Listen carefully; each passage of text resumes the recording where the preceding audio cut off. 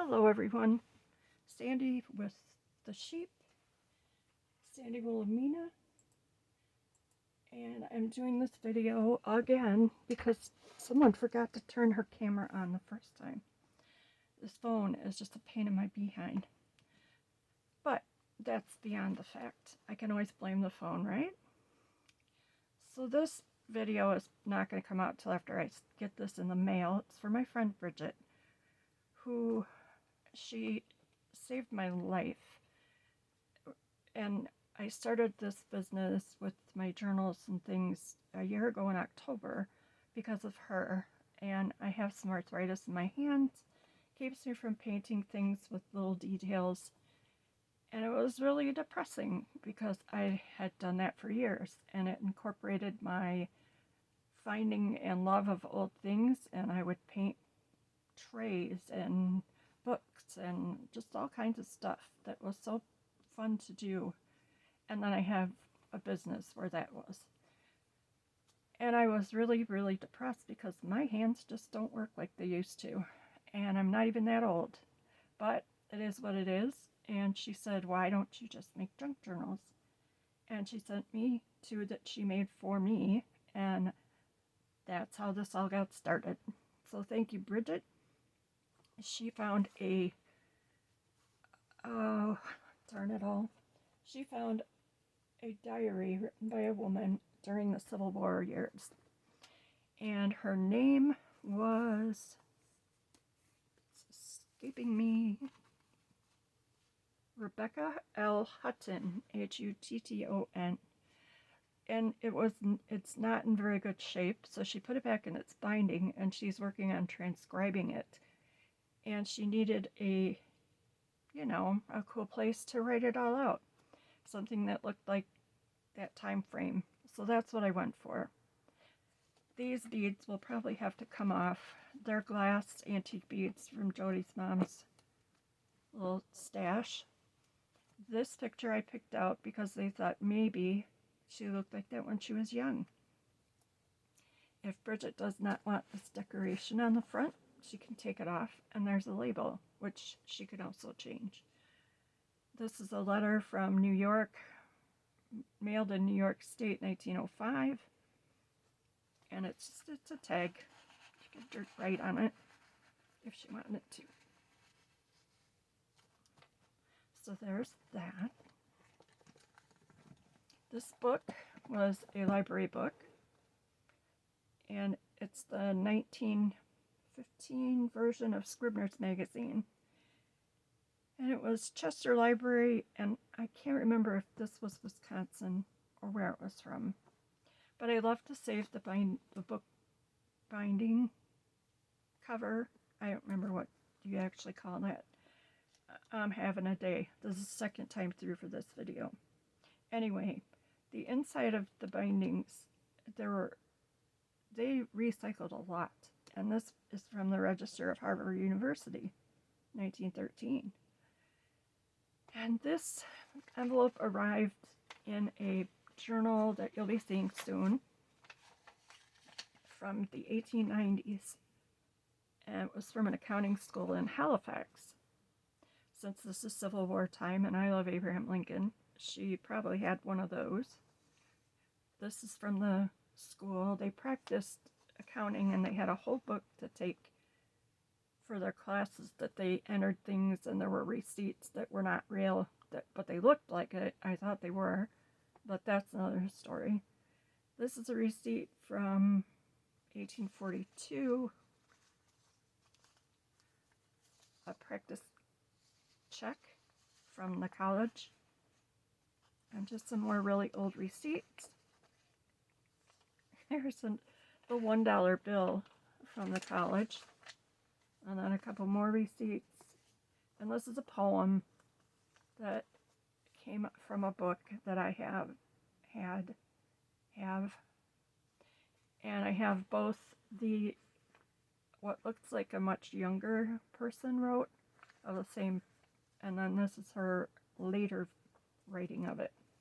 So she really cared about that poem. So what better than a poem for a poet? And this book's pretty basic. This tissue paper is from the dressmaker's binder from, I don't know, it's really old, from Jody's mom, and this from her estate. This paper I love, and the pages are all in backwards, so she can change if she wants to. But check out the ink. This came from a late 1800s journal where they kept track.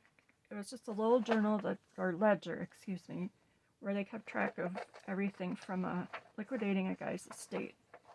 I couldn't get that kind of effect on paper if I tried. More of the tissue paper, and then Bridget likes flamingos. So this is the Penny magazine from 1834, and it's a little bit before the poet's time, but maybe she hung on to it and read it. And this is from 1860, some fashion, maybe she saved that. And I also left the back the way it was. It's just too vintagey and cool looking, so I didn't really do much in the way of decorating, but she can certainly have at it. Then to go with it, there is a copy of Rebecca's book online, but it's really expensive. So she was kind of sad that she couldn't get it. So I made her one. And I really think that this was fun because I copied. She had sent me a picture of the book in a listing on eBay, and so I grabbed the photo and I had Jim print the front of the book out. And I put the same on the back, and it has a white, it probably was leather, but I just used some really old, I don't remember what that is. These are corset strings that looked like she might have used them there instead of somewhere else. The book was called The Poems of Affection by Rebecca L. Hutton. So all this is a bunch of envelopes, and I put in some things that I thought she might have kept. This is a promissory note from 1837, which hopefully someone would have paid her back by now. And she probably loved books, so this is an interesting thing of library books about fairies. This is a Latin vocabulary list. So she probably was very versed in things. All of the lace is antique, and I got it from Jody's mom's estate. Here's the little clipping from Edgar Allan Poe about him. And then I don't know what kind of card that is, but it's just cool because there's a ship. You know how that goes. And we have poets seem like they like music. So this is somebody's handwritten music, which I have a whole box of. And it was from the early 1900s, late 1800s. And I had to put this one in because it's a Scottish song. And Scotland needs to be in this book. I don't know why. I just put them in every book. This tintype, maybe that's her with her dad. She has kind of a sassy look on her face. Like she's about to do something. Spilled her tea. She had a little cow that disappeared one day, ran away when she was a kid. And he came back 2 weeks later, all happy. So this is from a kid's book, a pop-up book. And this is a French postcard with the cows on it from Paris. And I'm thinking she probably traveled. This I have clipped together. I only have I just slipped all these into the laces. So I think this was her husband, and she saved her favorite picture. I really like to make stuff up. This was something that you would send someone around the holidays or just whenever. Home Sweet Home was published in London, Paris, and New York. and I thought it looked like something she would have liked and would have kept.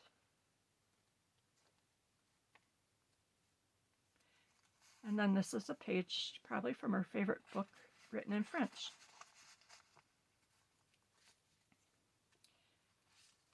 This is a secret message.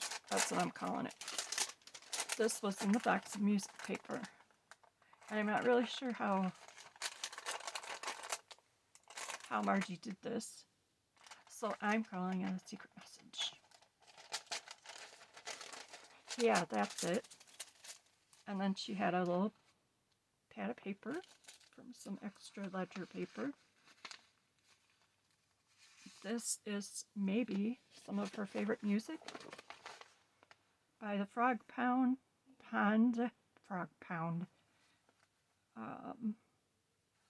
Just really cool. And she knew someone that played the harp. Ink stains.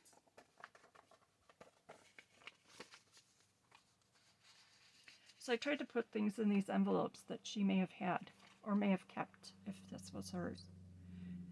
And this is an antique card. I don't have a date on it. I don't see a date except what was written on the back from Stanley, Christmas 1882. So maybe that was her husband sent her a card. I think this might be Stanley. He kind of looks like a Stanley. The Weaver's Gallery of Art, Beaver Dam, Wisconsin. First door west of the Clark House. So I think that could be who it is. And maybe this is her in her later years. Look at those buttons. That's what I think anyway. This, I don't know why it's empty, but it is. So that is this little book that I made for Bridget to have with her journal. Then I have to confess that I did not show all of the things in this crazy junk journal January book. I know we went, what is this doing? I don't know. I know we went this far, and I'm pretty sure I showed you that, but I did not open this up. This day was neutrals, which I kind of like doing. It's kind of fun. Challenge. And this is Ladybug Girl and her dog Bingo. And the prompt was foliage. All of this I collected around here and on a trip, a brief trip that I took to Iowa, and that's what happened. This is garden, torn edges and garden were the two prompts. So lots of torn edges. This is a book of flower arranging, old newspaper behind it. This dog is cute. He's sitting in flowers, all innocent. And here's from a kid's book. This is from an old canning booklet. I think you saw the cat. This is my epic fail. It was eclectic, was the prompt. And it kind of threw me. So, I don't know. I'm not sure that works, but that's where it is. This one was pattern. And boldest of colors. Plaids. This is all from Sears catalog for wool fabrics. This looks like a tag, but it is not. It's sheep, because we always need a sheep. And these patterns are from one of those iron-on ones. And there's a pocket. I just haven't put anything in it yet. And that, I think, I gotta pay attention. I put the right pages in front of me. This was opposites. So I was stumped again. I don't know why my brain is kind of in park with this project, but a house, a cute cottage, and a castle. Opposites, right? This cloud in the sky is it's one of Carrie Paper Monkey's little bits and bobs. I used bookbinding for the roof, And then these are just from when I punched out this shape.